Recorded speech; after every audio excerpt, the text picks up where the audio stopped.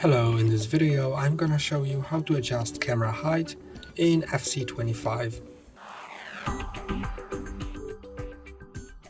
To adjust camera height, go to Settings in top left corner, then go to Settings, Game Settings, and now go to Camera.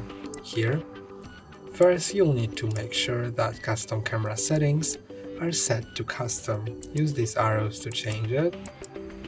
You can set it to default or custom. And when it's in custom mode, you can adjust the slider next to height. Then click on Escape to exit. And that's all for today. Don't forget to like and subscribe. See you next time.